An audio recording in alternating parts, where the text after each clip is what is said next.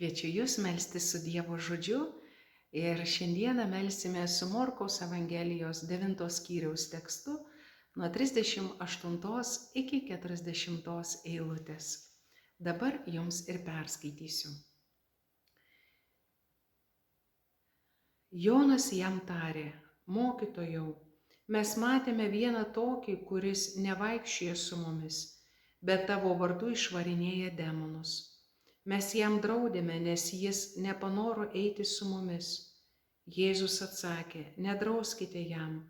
Nėra tokio, kuris mano vardu darytų stebuklus ir galėtų čia pat blogai apie mane kalbėti.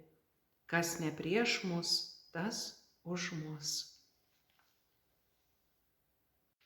Šiandien kviečiu Jūs turėti meditaciją toliau su tekstu, kurį skaičiau Morkaus Evangelijos 9 skyrius nuo 38 iki 40 eilutės.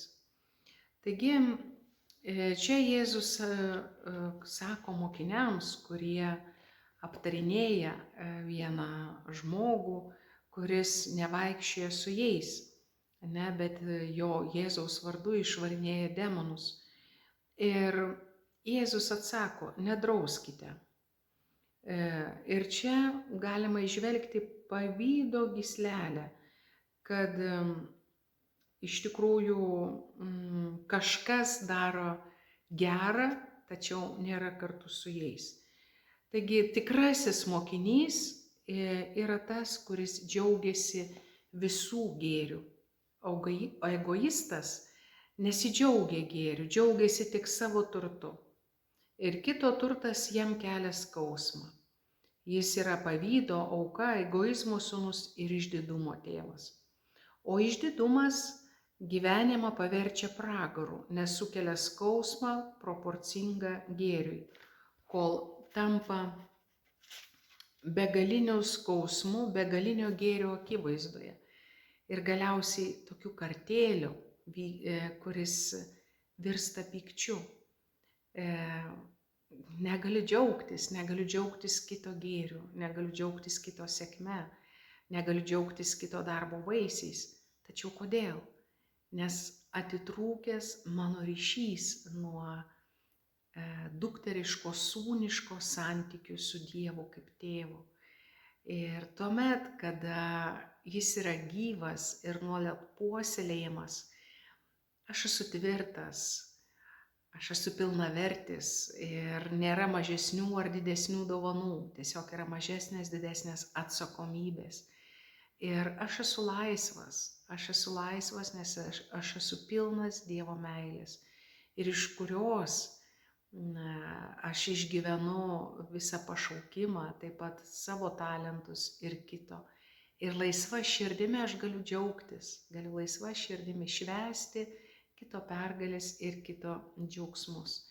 Taigi, egoizmas, pavydas ir išdidumas gali būti ir asmeninis, ir bendruomeninis.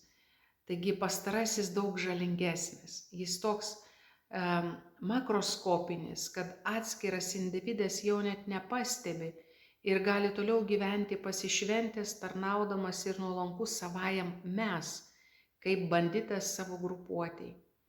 Taigi mokiniai yra aiškiai apibrėžtas ir nustatytas mes. Ir tai teisinga. Žmogui reikia matomos bendrijos, kuriai galėtų priklausyti. Bėda tik ta, kad šio mes centras yra ne Jėzus, o jis pats, tai pats mokinys.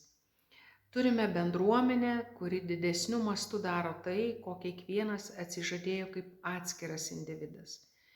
Tai bendruomeninis pirmavimas pasireiškiantis kiekvieną kartą, kai siekiame savo prestižo, o ne tarnavimo kitiems. Ir kartais mes matom mūsų bendruomenėse, kad kiti trokšta būti dėmesio centru. Ir pažemindami kitus, su sarkazmu pašiepdami kitus ir neapjungdami kitų, bet dirbdami vieni. Tai aiškiai atskleidžia Jono žodžiai: noriu sutrukdyti daryti gerą, nes tas, kuris jį daro, nevaikščioja su mumis. Taigi atskiro žmogaus gimtoji nuodėmė yra statyti save Dievo vietoje, o kolektyvinę ten statyti mes.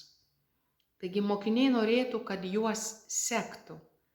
Svarbu žinoti, kad bažnyčią sudaro ne sekantys mus, bet klausantis ir sekantis jį, viešpatį Jėzų. Išlaikome vienybę tik eidami paskui Jėzų, vedanti mus per visas užtvaras ir atverianti mus visiems, pradedant nuo pačių tolimiausių ir atstumtųjų. Buvimas su Jėzumi, jo sūnumi, vienija mus su tėvu ir su broliais vidiniu palankumo visiems postumiu. Taigi, kuo aš labiau esu su tėvu, su Dievu kaip tėvu, per Jėzų Kristų, manyje kyla tas vidinis palankumas kitiem, troškimas gėrio kitiem. Tai kyla iš santykio. Ir kartais matome žmonės besistengiančius, kartais matome žmonės save laužančius, paklūstančius taisyklėm, bet iš vidaus jie nelaimingi, nes nepersmelkia jų tėvo meilė. Ir jie pavargsta stengtis.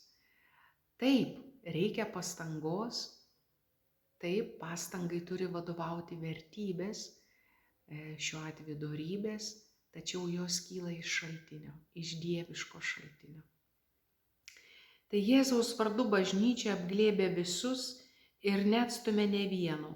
Kitų asmenų ar bendruomenių vardu atsiranda getai, atsiribojimo nuostatos, sektos ir atmetimai.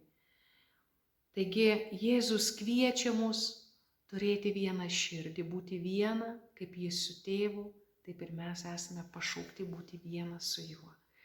Tik taip mes gebėsime turėti laisvą širdį, palankumą kitiems ir džiaugsmą dėl kitų.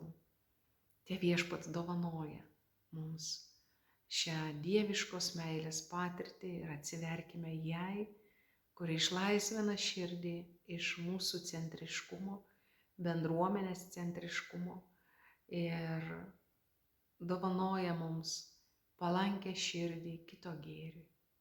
Būkite palaiminti ir gražios jums maldos su Dievo žodžiu.